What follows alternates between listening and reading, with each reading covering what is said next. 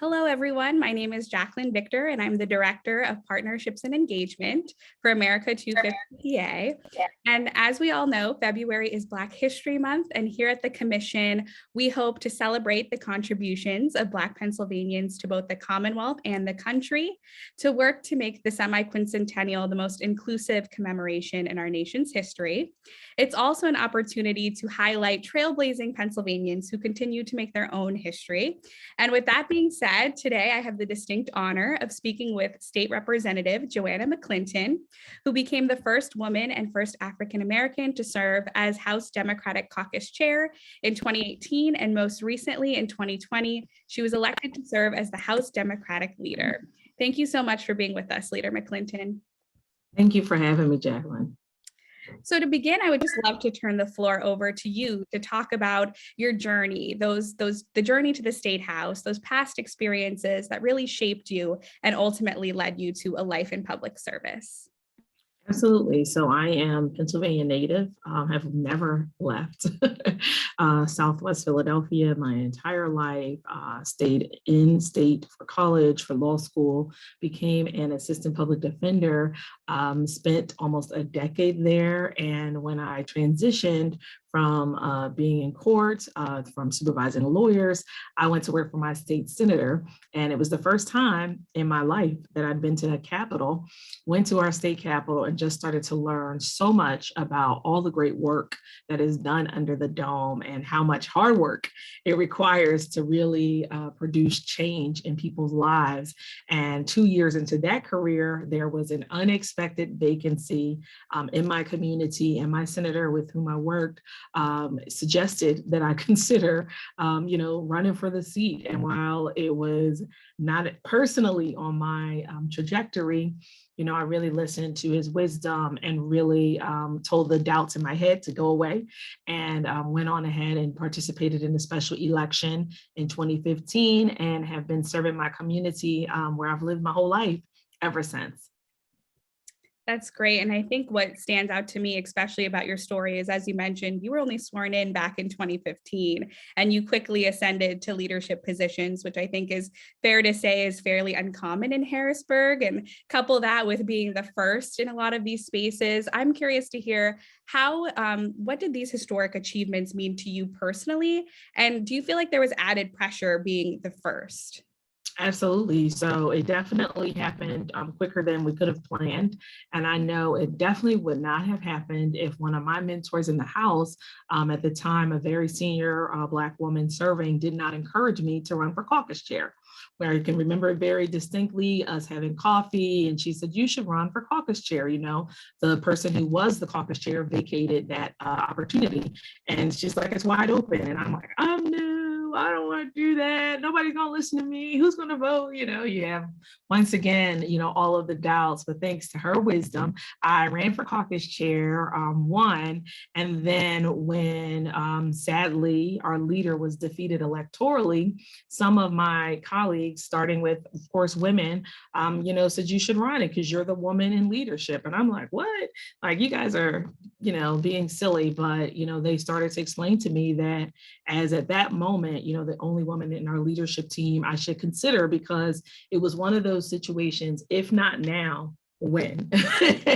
When will we have opportunity? And in terms of what it means, it simply means that there's going to be more opportunities for women. I don't take any of these first with a big head. I reflect on my growing up, and then I think on everything that's been passed down to me. My mom growing up in segregated North Carolina, she always says, "I just can't believe, my daughter ascended in Harrisburg," because the way things were in the 60s, in the 70s, and certainly we have so much to overcome even to the day, but of course we don't have legalized segregated schools and things of that nature. She's just, continuously motivated. And for me personally, it just makes me know that one day we'll have a woman governor. One day we'll have, more women in the House and the Senate, a woman speaker. And so it's exciting to know that, yes, I'm the first and there's a burden, but the burden is only to keep the door open and to set the bar for more women to be able to compete and run for these opportunities.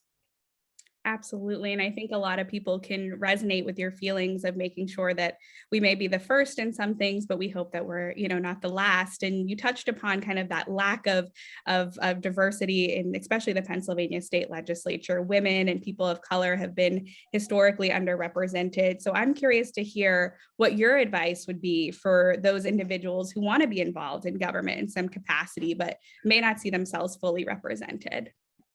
Absolutely. So there's a saying that if you can't see it, you can't be it.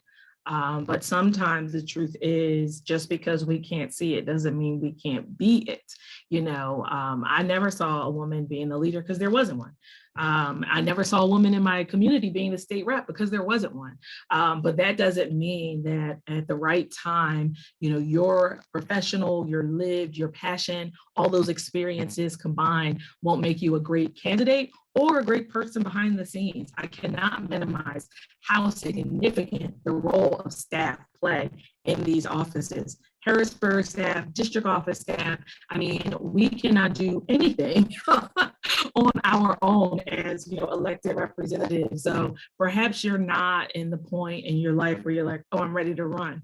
The years I spent working in the Senate were life-changing. So I encourage you to, look for those types of opportunities so you can get an insider's view of what the work is involved and whether or not you're up to it. And if you're in fact up to it, you will have a doubt just like I did, but don't listen to it. Go for it anyway, because we really need everybody to be able to create these opportunities for people of color, for women, you name the demographic. I love, all the guys that I serve with, all the men. It's amazing to serve with them. I represent, and I'm very aware that I'm in a minority in the Pennsylvania House, but it doesn't mean, for instance, you're America 250, that the next 250 years don't have to be a little bit different in terms of representation. Absolutely. And thank you so much for that advice. And I'm sure people come to you very frequently for advice and look to you as a role model. But I'm also curious to hear, who are some of your role models and people that you look to for inspiration? Absolutely. So I'll start with the people I haven't met. I think so many of us are inspired by people that we've never sat down and talked with the way we're talking right now. So currently, I am very motivated and inspired by the late, great Shirley Chisholm.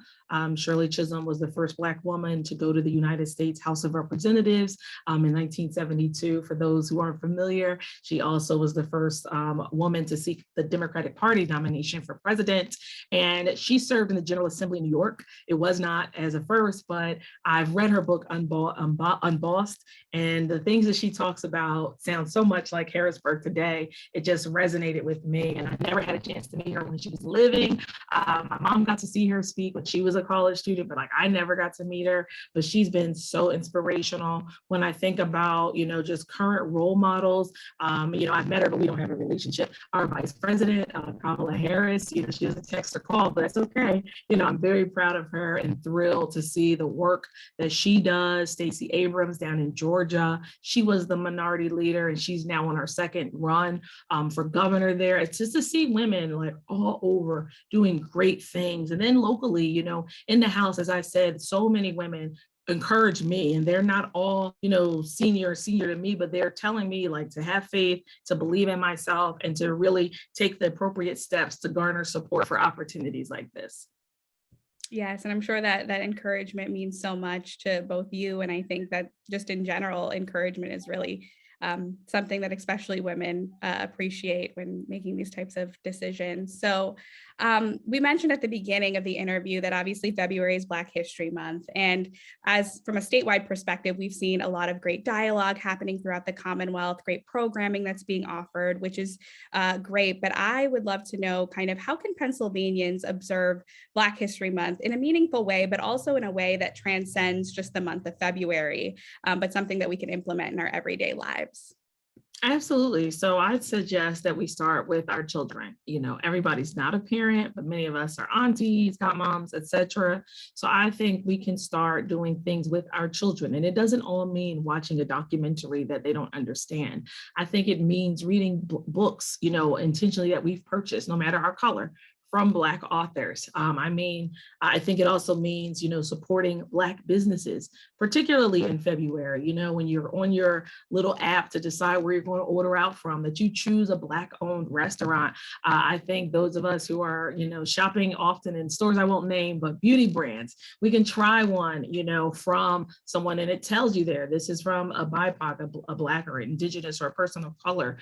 There's so many ways that we can celebrate. It doesn't have to be traditional. We are still in a pandemic, so there aren't necessarily the big gatherings at libraries where we get to watch long plays, but there's something for all of us to do. And I suggest we start in our homes or in our families with the children so that we can all learn. Yeah, that's great as advice as well. And here at the commission, that's something that we continue to strive for. Definitely a lofty goal to be the most inclusive commemoration, but it's something that we really prioritize, and we appreciate, these types of conversations as well as we move forward. And as we approach the 250th anniversary of the United States, what is your hope and what are you most looking forward to? And what are some things that we should be keeping in mind as we start to implement different programming, projects, and events? So I'm going to quote, that one mentor I never met, Congresswoman Shirley Chisholm. She said that the beauty of America is not what it is today, but the promise and opportunity that it has to be tomorrow. So as we get closer to 250, I look forward to us, doubling down on our promise of democracy to each and every citizen, that we're all fighting for voting rights on, both sides of the aisle proverbially, that we're all, making sure that the progress that's been made in the past towards equity and to racial justice, that we strengthen it. We certainly know that, things happen, incidents occur, but we want to, double down on America's promise to our children, to immigrants, to people from other countries, that we keep this country as beautiful as we want it to be, and that we know that it can be, because every single one of us contributes to the fabric of this community, the Commonwealth, but most importantly, our nation's history. Our nation's history is still being written. And in comparison to some parts of the world, we're a younger country at the young age of 250. So I think we all have a positive vision for the things that can be improved upon. And I just encourage everyone to work towards those goals. Yes, definitely. And we as a commission know that we're rooted in history, of course, 1776, but also all of the history that came before and afterwards, and working to create a more inclusive Commonwealth moving forward. So we really do appreciate your time, Leader McClinton. We look forward to, like we said, continuing this dialogue. I hope our viewers enjoy the conversation as much as I did. And we encourage everyone to stay up to date with everything that we're doing by visiting our website and following us on our social media channels. So once again, Leader McClinton, thank you so much for being here. Thank you, Jacqueline. Have a great day.